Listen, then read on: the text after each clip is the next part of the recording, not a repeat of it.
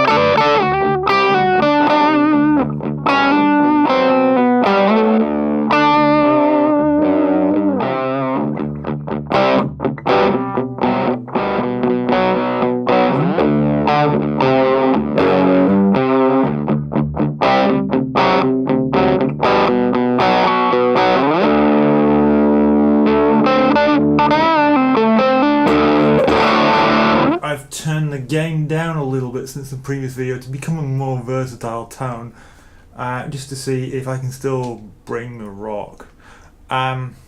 So the amount of gain I've got now, on the bridge humbucker, it's still got plenty of drive to it, but it's a kind of rock drive.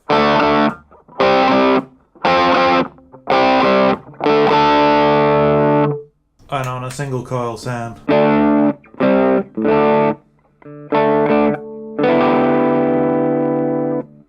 It's a much, cleaner.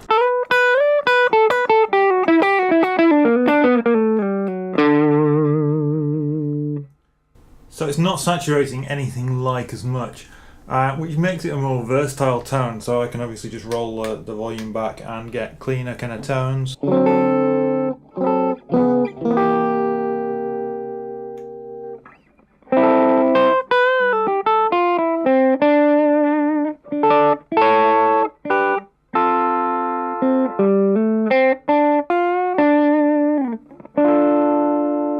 And these are the kind of tones that in a mix might come across as being clean, even though they are slightly overdriven. So that's kind of useful.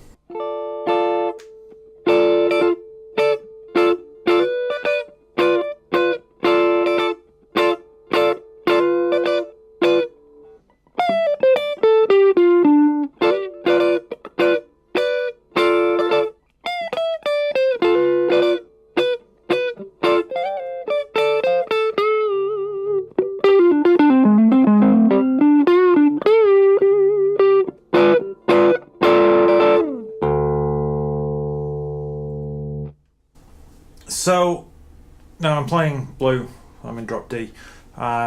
which kind of helped a little bit with the whole drive thing at the start, in terms of the lower strings seem to give more gain. That's just how things work. That's one of the cool things about down tuning for hard rock and metal and that kind of thing.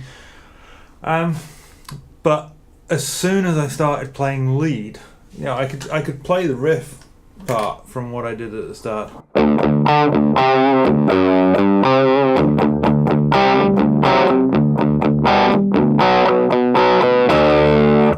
And that sounded okay with that amount of drive, but as soon as I went into playing lead, on its own it kind of sounds okay, but it lacked a bit of oomph, a little bit of balls, a little bit of drive on top of the riff part, and that just wanted a punch. Can't get it from the amp without going over and turning the amp. That for me is where a pedal, and particularly a mid sort of focused pedal, something like a Klon style pedal, say one Tumnus Deluxe is very high up my wish list at the moment, or the Suhr Koko Boost Reloaded, which is kind of my favourite boost pedal because it's got that mid punch.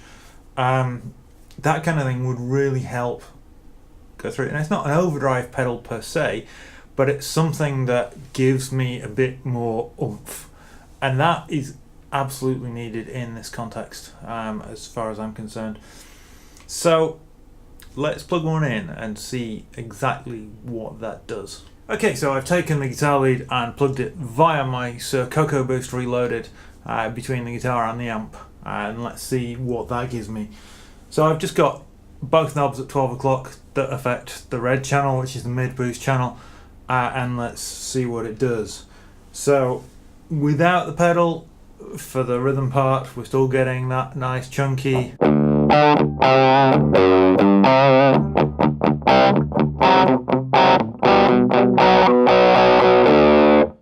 But the lead part, if you remember, was a little bit anemic.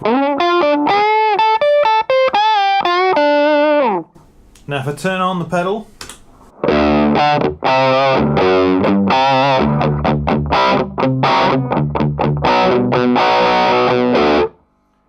it's helping a little bit, but it's generating a bit more noise, and it's probably not necessary. In fact, too much gain on a rhythm part can kind of get in the way. But on the lead part, it is definitely giving me a bit more oomph.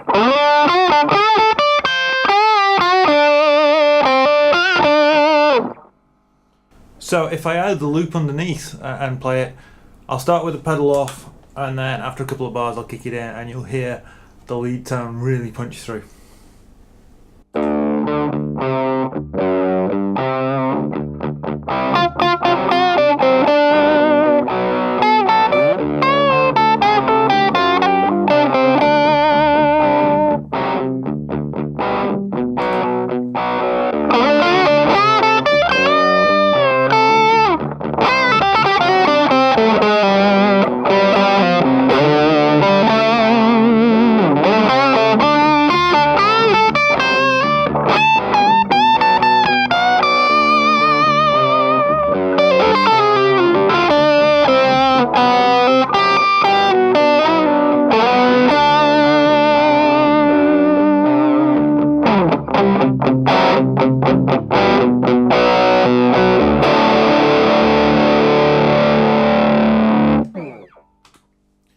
So for me, in this context, having a mid-boost pedal, in this case the Koko Reloaded,